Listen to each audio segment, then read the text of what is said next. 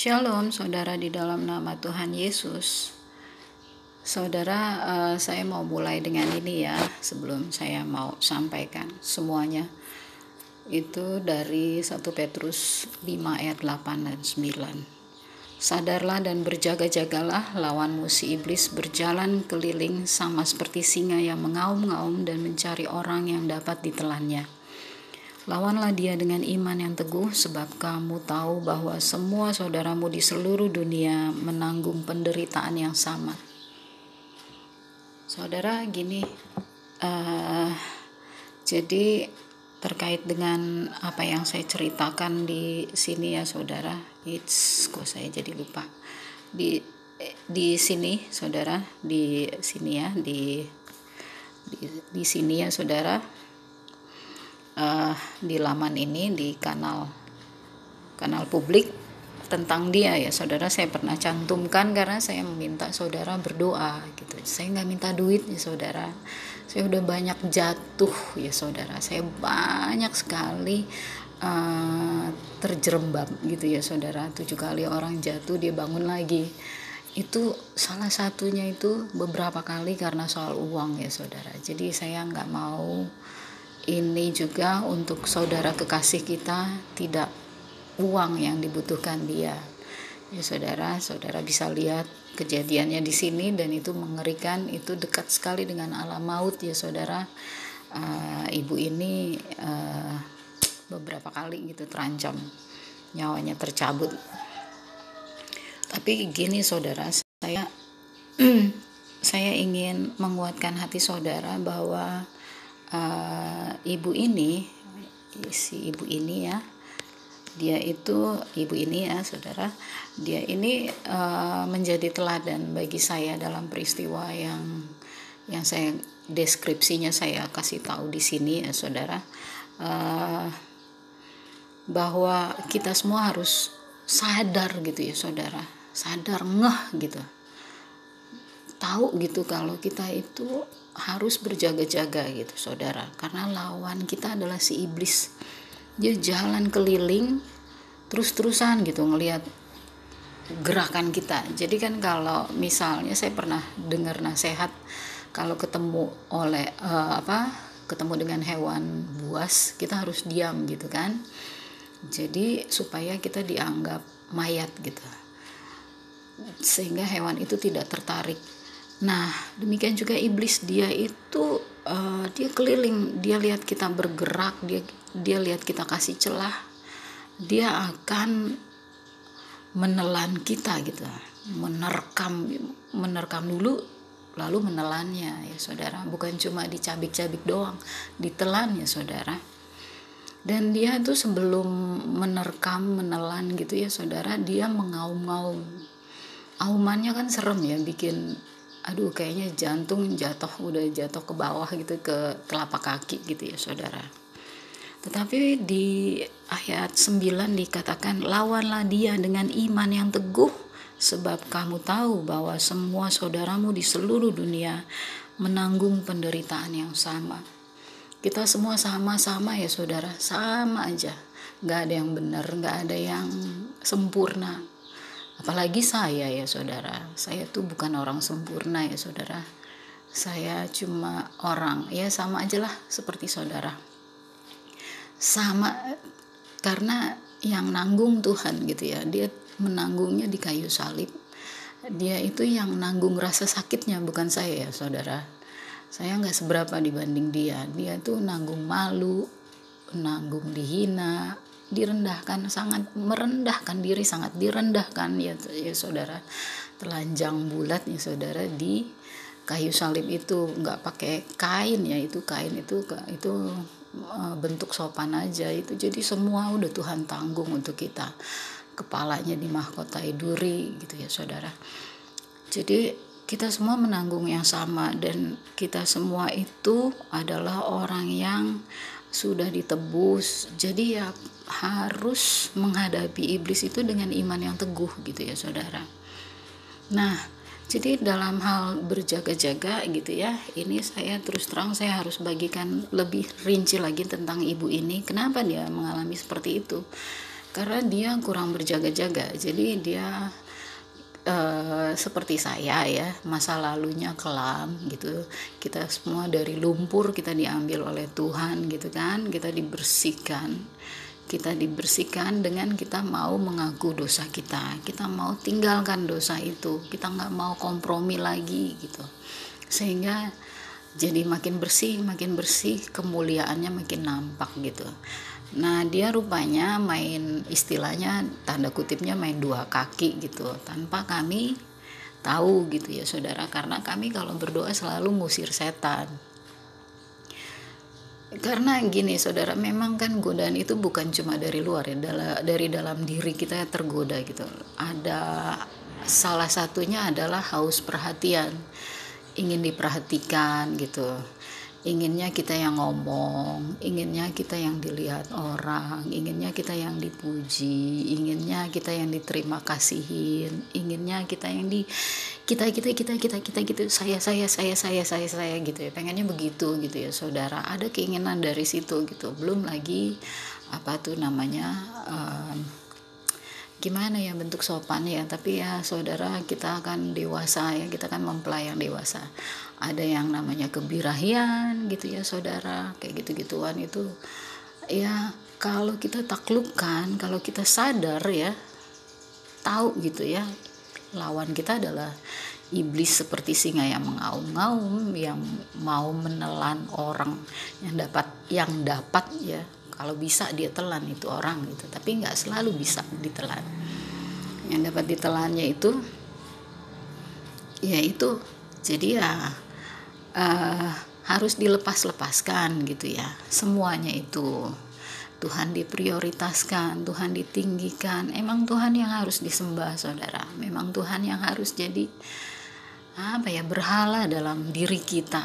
Dia yang berhala, dia semua-muanya gitu ya, dia darah daging kita, nafas hidup kita dia gitu ya, oksigen kita gitu saudara. Jadi ya dilepaskan lah itu semua gitu, keinginan punya dapat perhatian gitu ya, keinginan uang, keinginan kebirahian, itu dikalahkan. Dan kami belum ada kesempatan ya untuk bicara dengan ayah dari anak-anaknya ya saudara. Jadi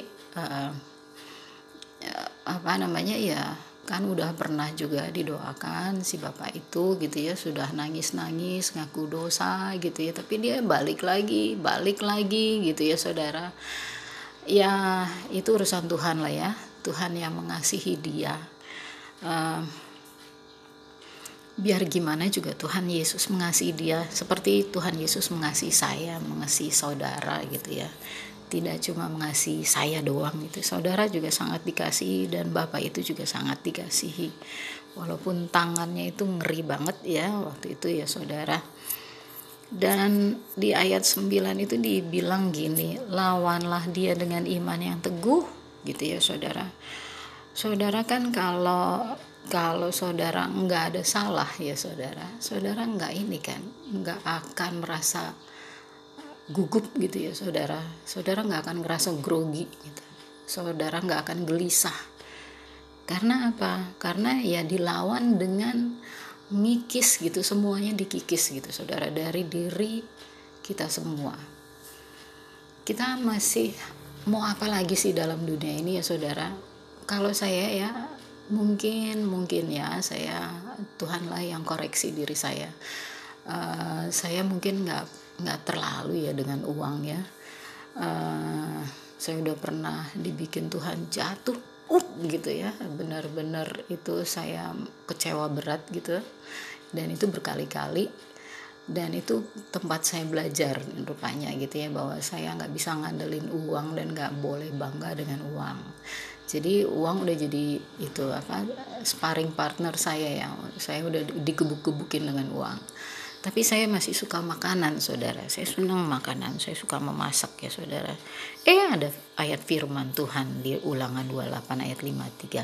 Ada ini ya, merek ini nih saudara, yang ya saudara tahu lah, saudara baca itu ya di sini nih di Ulangan 28 ayat 53. Itu kandungan di merek ini tuh ini ya saudara, yang tertulis di dalam Ulangan 28 ayat 53 ini.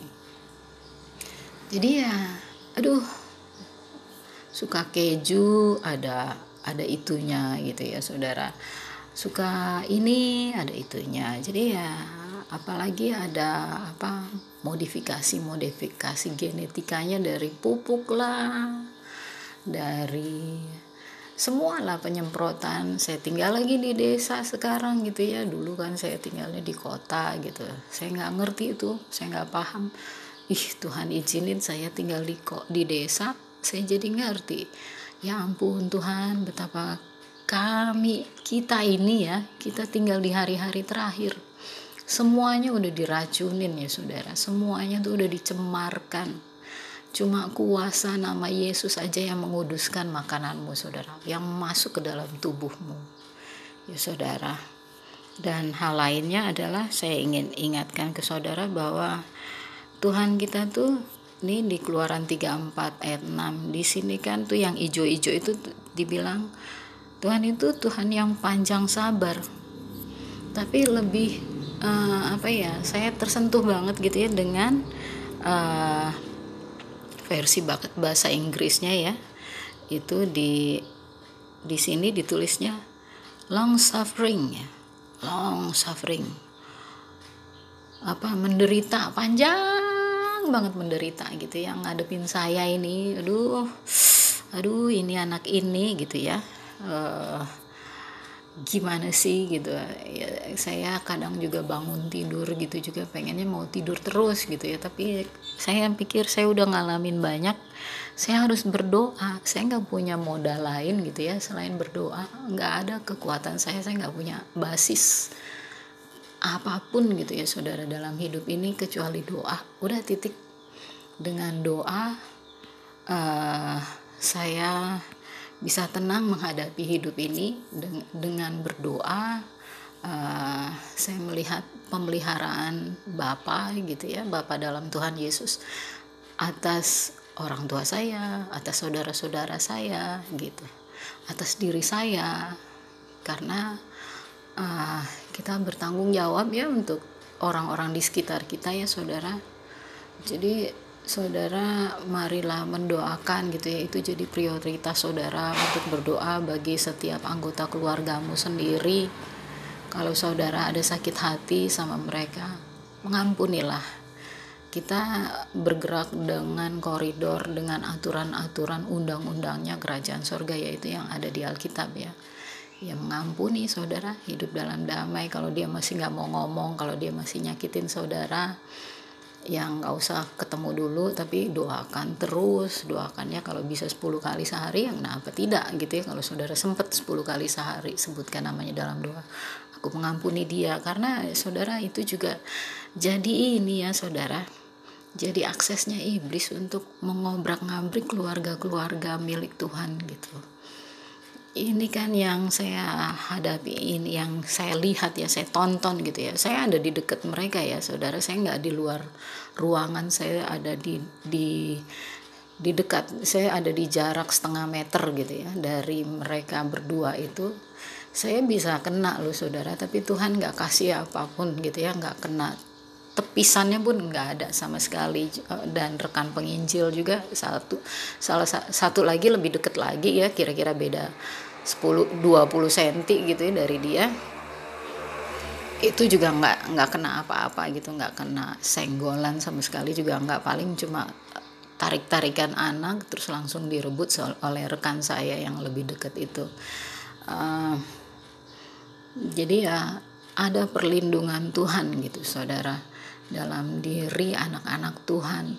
Tetapi kan kita gak bisa hidup untuk diri kita sendiri, karena hukumnya Tuhan adalah kasihilah sesamamu manusia seperti engkau mengasihi dirimu sendiri. Dan ini kanal ini juga kan karena Tuhan mengasihi kita ya saudara.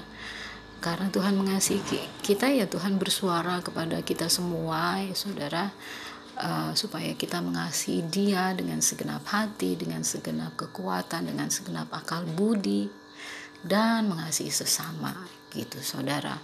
Ya kita doakan paling tidak anggota keluarga dulu, terus kalau ada yang lain gitu ya. Tapi anggota keluarga harus tiap hari ya saudara didoakan, harus ya saudara, kan kita mau diselamatkan keluarga per keluarga gitu ya. Karena kalau saudara udah ngedoain, pasti iblis tuh terus-terusan cari-cari gitu ya, celah gitu, karena waktu dia udah tinggal dikit, dan kita juga udah deket kan, kita saudara udah pegang tiket kan, saudara udah boarding kan, tinggal terbang aja. Kita ke awan-awan, tungguin aja ya saudara, waktunya tak lama lagi sampai kita bertemu di awan-awan. Maranatha, Shalom.